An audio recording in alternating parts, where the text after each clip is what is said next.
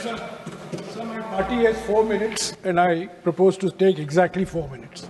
So in these 4 minutes, I would like to place before the Honourable Finance Minister 4 questions to which I was expecting answers from the budget, but for which I am still seeking the answers.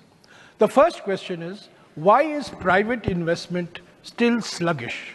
In spite of very steep tax cuts, in spite of production-linked incentive schemes, in spite of constant encouragement by different spokespersons on behalf of the government, private investment, which is key to increasing economic growth, is still stagnating at somewhere between 20 to 25% of GDP. If you look at the trajectory, the private corporate investment used to be at this level. It fell over the last 8 years. It then started growing up, but it has stabilized at a level which is far lower than what it used to be 10 years ago. Sir, without private investment, Indian economy will not flourish. It will not boom. We have to increase private investment. And the first question is, why is private investment simply not picking up? The rate of private investment. Private investment is, of course, increasing, but as a proportion of GDP, private investment is still very sluggish, and we are not going to hit the 8% growth target unless we are going to stimulate private investment. Now, there are various theories why private investment is not growing up. It is not growing up because of an atmosphere which is not conducive to private investment. Private investors are actually moving abroad and seeking citizenship of different countries.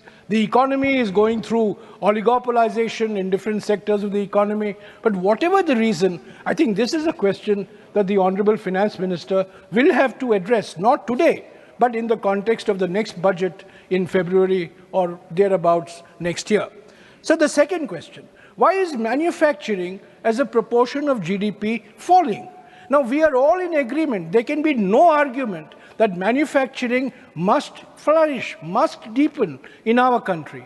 But instead of increasing, manufacturing as a proportion of GDP has actually come down from something like 16.5% of GDP to about 14.5% of GDP.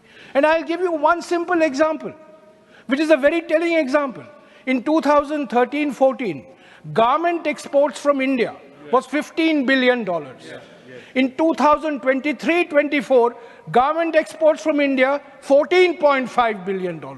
So garment exports today is lower than the garment exports 10 years before. And today what has happened? Vietnam's exports are 2 times that of India. And Bangladesh has exported $45 billion of garments last year. So I would like the Honourable Finance Minister to ask the question, not today, in the context of the next budget, why is manufacturing as a proportion of GDP falling, particularly in labour-intensive sectors of the economy?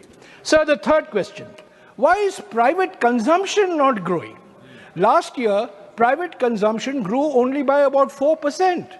Now, private consumption is a locomotive of economic growth. Why is private consumption not growing? Private consumption is growing only at the top income levels. Sir, today, over 50% of all automotive sales in India are SUVs, the sports utility vehicles. It's no longer the entry Maruti vehicles, it's all the sports utility vehicles. Now, what does this show?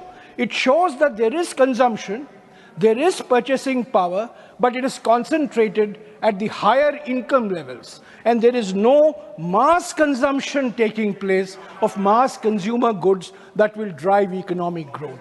So I would like the Honourable Finance Minister to again ponder over this question, why private consumption, private mass consumption is not growing. Finally, sir, my final question, why are wages stagnant in this country?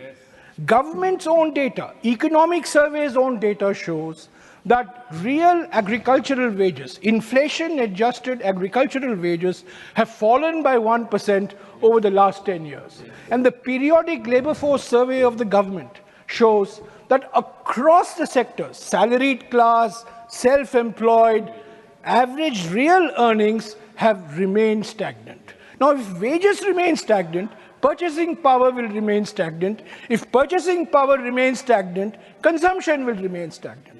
So to summarize, Mr. Chairman, the economy has 4 engines of growth, not double engine. It's a quadruple engine. There's investment, there's consumption, that's government as well as private, and there's international trade. Now, all these engines of growth... Which is the fourth one? Except government investment. Which is the fourth engine? You have said only 3 so far. Look at the paper. Sorry, sir? You have named 4 engines, but referred only 3 by name. Which is the fourth engine? No. I said there is investment engine, there is consumption engine, there is government expenditure engine, and there is international trade engine. I said it. Item, not are you So the fourth engine? All engines of growth are not firing at the same speed. This finance minister has accelerated the speed of the government capital expenditure engine, but the private investment engine is not growing, is not going fast.